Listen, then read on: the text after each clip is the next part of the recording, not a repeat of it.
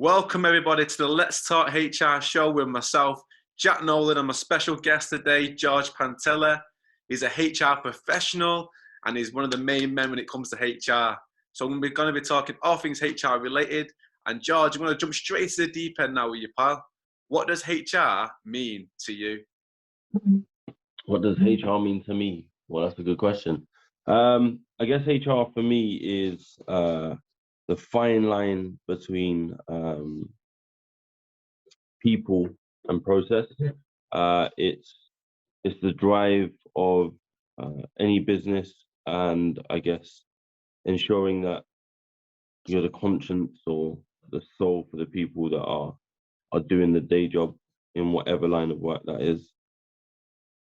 That's brilliant. You know what I mean? It's really about, I suppose for me, the meaning of it, it's a bit like empowering people to do better, be better within the organisation, to encourage them to push forward, to keep striving for better and moving forward in all that sort of sense. That's the way I sort of see. That's what I guess it means it's to me. trust for people, isn't it? So it's allowing people trust and belief that I can do the right thing, following the guidelines that are set out by the business. Absolutely, mate. And what influenced and inspired you to work within HR? So I guess having quite an operational background, decided not to go to university, getting a part-time job, working my way up through a business, and obviously it being very operational the whole way through, I quickly learned that, especially in the sector that I work within, that there's three main components to being a good manager and doing a good job. So we've got customers, we've got colleagues, and we've got product. From quite a young age, I learned that if I can just look after the colleague aspect of those three factors, you can quite quickly move, I guess, mountains in terms of making progress, which I guess taught me that how important people are to an organization. And I guess that's where my sort of push towards HR came from, in understanding that people are able to look after the product and the customer. And if I invest enough time and expertise into the people around me, quite quickly we can get to a place where we're successful. And I guess being in the HR function now, my role is to support others in learning that as quickly as possible to get us into a place where everyone around us is progressing in the right manner. Absolutely, that's amazing. That, and like, if everyone's on the same page and you can move quickly, and I think business is about speed, isn't it? You know what I mean? How fast can we go? A bit like rugby, you know what I mean? When everyone's playing rugby, they run as quick as they can towards a ball, but they're falling forward. You know what I mean? Like, so when they get hit, they're still making progress. And I think that's what it's all about, you know what I mean? Like, I could be wrong, but that's my opinion, you know what I mean? But I think if you're always falling forward and moving in that positive direction, then everyone can be on that same page and have that same ethos, philosophy. And I guess in terms of when you say falling forward, it's funny because it's like there will be falls. Like, this is the reality of any workplace, any job.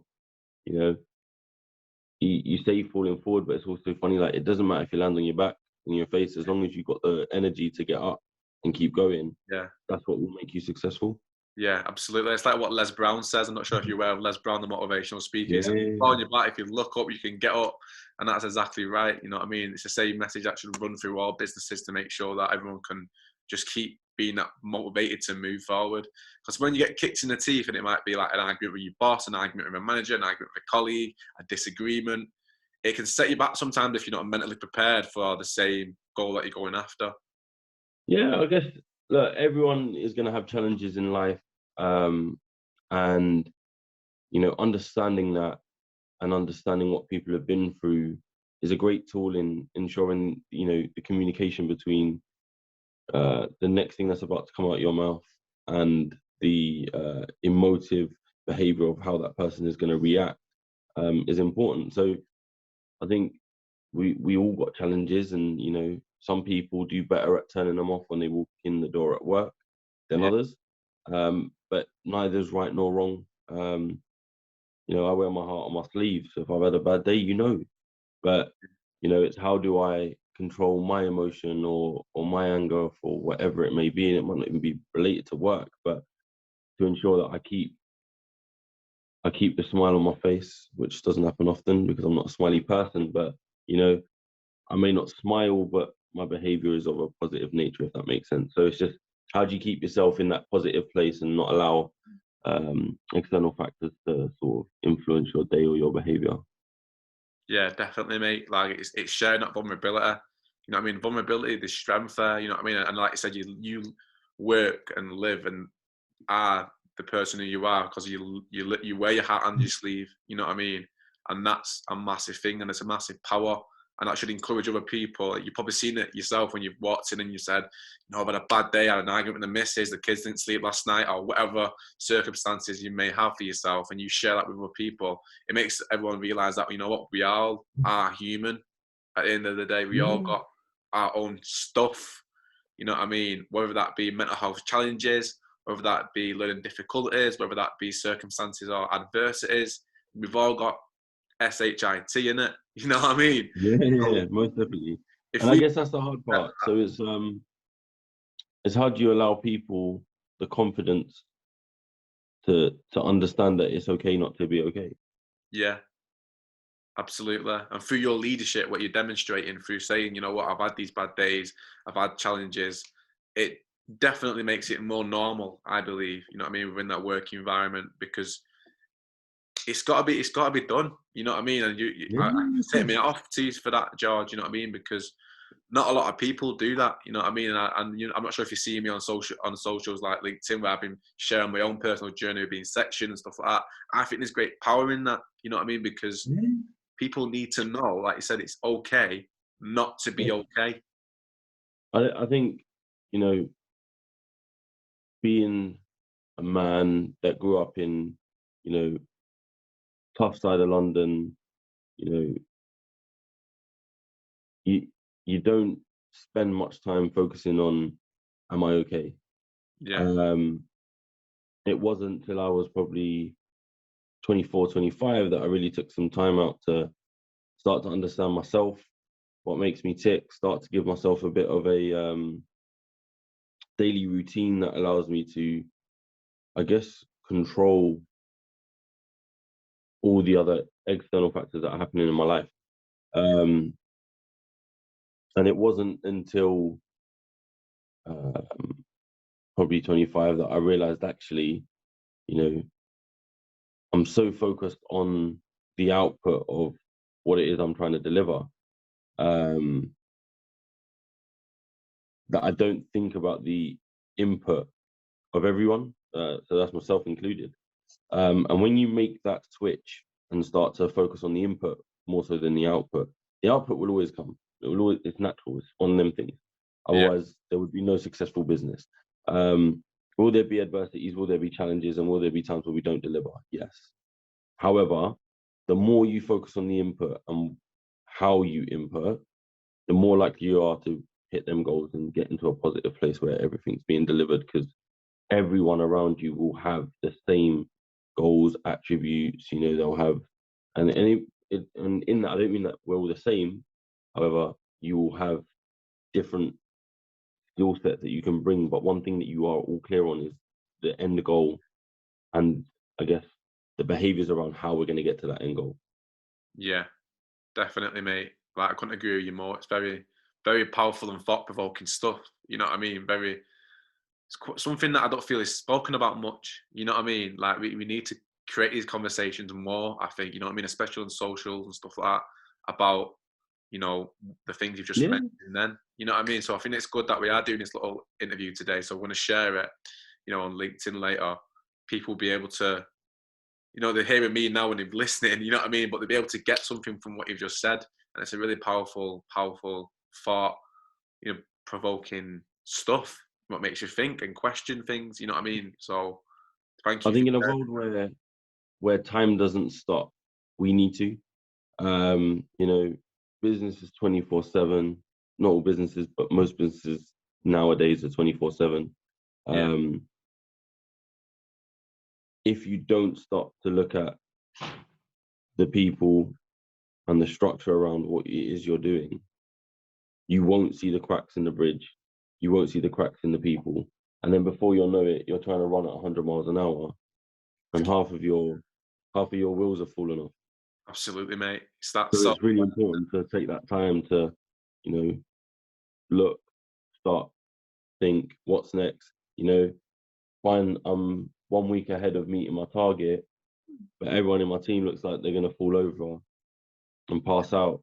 You know, we're almost there. Let's slow down a second, make sure everyone's all right, and then get back on. I'd rather win my goals with my team around me than hit my goals and be the only one left at the finish line. And I guess that's important for businesses to understand. Yeah, definitely, mate. It's like that time, isn't it? Like we put these time scales on things. We need to hit everything by a certain mark, but they don't realise the effect it's having on the whole team around them. Like you said, get in there with the full team instead of you standing at the top of the mountain by yourself. It's a different mindset, different perspective. You know what I mean? And we should all be there together as one. Because just like in nature, you get animals like wolves. They're pack animals. The lions are in a pride. They're always coming out on top together, and that's how it should be in business. You know what I mean? Like people being wanting to. You know, there might be competitiveness there, but that's good. You know Yeah, what of course. And I think that's normal, but I think it's for, and this is what I always say. So a great boss will not hit everything, but will have everyone. A bad boss will hit everything and have no one behind them. And I guess that's the piece. It's around who do you want to be? And I guess not always do people make the right decisions or they make right choices or, you know, behave in the correct manner. But I think when, as a leader, you have an obligation to be the right person in terms of carrying your team with you. And if your focus isn't that, it's hard to, I guess, respect individuals that just want to take the glory as a leader, because effectively a leader should be the one nurturing the talent from below to come up and, you know, take over and not be scared of talent. Too many times people are scared of talent. Oh, yeah, this person, you know, really good, but, you know, they're a bit arrogant, they're a bit cocky. I mean, don't be scared of talent. You shouldn't be sitting there and putting people down when they're in your team. If someone's in your team and they're exceeding, push them forward. You know, absolutely. you say about falling forward, throw people forward. Don't worry about yourself getting the limelight because they came through you. That is the limelight. And this is one thing that people always forget. They're always so worried about losing their job to competition. They don't push people forward. Yeah, 100%, mate. Like I love it. This conversation is powerful, man. I love it. It's very motivational, very inspiring, and very. It's got me all excited inside. You know what I mean? I love it, man. I love it. I really, you know, meaningful conversations. You know, they matter. You know what I mean? I'm glad that we're having this conversation today. So moving on to my next question is, I think we sort of touched on it a little bit, but how important is mental and emotional well-being of the workforce? Like I said, so in my sector, there's three components to running the business. It's people, customers, and product.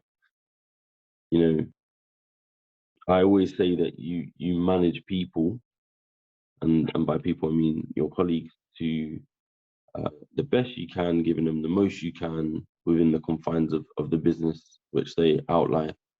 And as long as you put them first, 99.9% of the time, they are going to repay you with delivering on the customer and the product. So it's important that you know, you make time for it. There might not always be time for people. There might not always be time for, you know, sitting down and having a coffee, but are you okay takes 2 seconds. Yeah, absolutely. You see someone's visibly upset, you take them away for a second. You say, you know what, that can wait.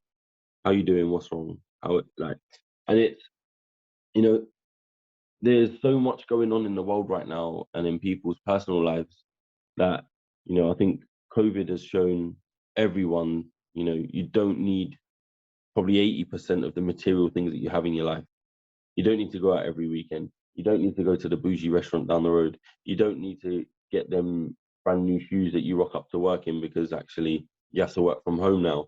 And with all of these changes, what I've sort of seen is a change in what people want and what people need. And I guess, you know, a lot of the driving factors behind people going to work is money.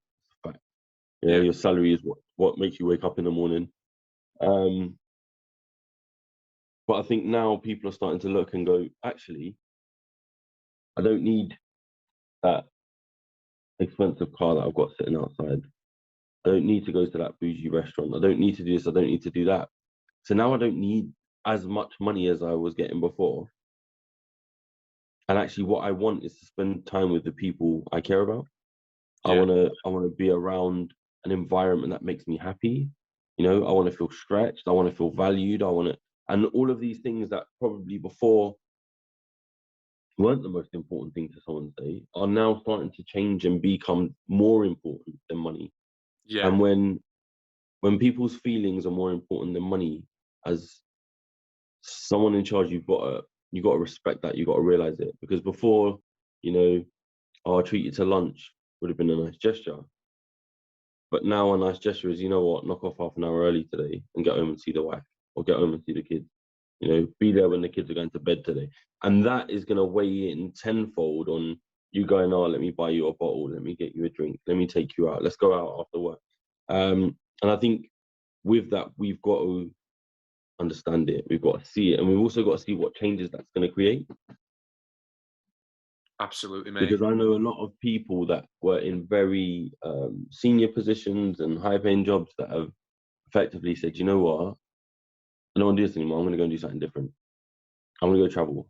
I'm going to go, you know, spend time with my nan because she's 85 and I don't think she'll be around much longer. People that would never think about that before now thinking like that. So you've got to take that on board, and you've got to understand the, you know, the pros and the cons of people having a different mindset. But you have to be reactive to it. Because if you aren't, well, you'll just be left behind. And then you'll be like, I'm losing my workforce and I don't understand why. Yeah. Wow. I don't know what to say there, George, other than that was very expressive, very powerful stuff again. And I took a lot from it myself. You know what I mean? I know this is for the listeners out there, but for myself, I feel like I took something away from your monologue. Then it was just mint. It was sick, mate. Honestly, thank you for that. And moving on to my next question, it's similar to what we just spoken about, but I think it's important. And I think, in your experience, right, what do you think creates great leadership? What creates great leadership? So I think this has changed over time. I think, you know, I used to look at a great leader as the person with the title. Um, so as a young gun coming up through the ranks, I chased titles. And then I got a title that was, you know, store manager. And I was like, I ain't changed. I'm still me. Nothing has changed. I do things differently to how maybe some of my predecessors done it, but effectively, you know, I've now got the title that I gave the respect to, and effectively, I don't see it. So then, what I started to realize is actually leadership isn't about the badge. It's about the person behind the badge, and what does that person stand for? How does that person lead? How do they get the best out of their team? What do they focus on? You know, are they driven by metrics, or are they driven by doing it the right way? Because actually, then your respect level changes. So you can go from having a great leader who wants to hit the final result and doesn't care how they get there, or you can have a great leader that actually cares about doing it the right way. And it might be, you know, 10 times harder, 15 times longer, but they want to get to the result in the right way. And that person then will earn a different level of respect. So for me, leadership has changed over time. And I guess where I'm at now, a leader is the person that inspires me to wake up in the morning and do the best job. A leader is someone that, you know, grows talent. A leader is someone that spends time and invests in people and brings the best out of others around them, regardless of their title. So you could be the cleaner that in my store I walk in the morning and she's always singing. She's a leader. She's a leader of positive attitude and positivity in a store where, you know, it's not always going great. So effectively, anyone can be a leader. It's just what type of leader do you wish to be? You know, you have leaders of negativity. They're not great leaders, but they're still leaders because they will lead a group of individuals into that negative energy and keep pushing it forward. So as much as, you know, what is a leader, I think anyone can be a leader. It's just what type of leader do you choose to be? And then depending on how you operate, it depends where you end up. So obviously some people are higher up the chain and will have a bigger title, and that's great. But actually, if you're not using that title for the positive, then what's the point of it? That's very, very like I don't. All what I say is thank you for saying what you've just said. Then it's like fire and music to my ears, mate, because it's so true. We can all be leaders in our own different way, no matter what we do, but we will be defined by that. You know what I mean? The choices that we make, the decisions we make, the people we connect to, no matter what the title is, no matter what the badge is, it's the person at the end of the day is behind it, like you said. So very, very, powerful stuff there. And I want to say thank you. We've come to the end of the podcast now, and I'm gutted because I could talk to you all day, George, about this sort of stuff. It's really insightful, very educational, motivating, and inspiring stuff, mate. So keep thinking them thoughts, keep pushing out them messages, and really keep inspiring your teammate. I can see why you are where you are today because of the way you think and your mindset and the way you see the world. Very strong stuff. So thank you for my listeners who've been listening today. It's coming to an end, and I'll see you in hopefully another episode soon. Take care. Bye for now. See you later, Jack.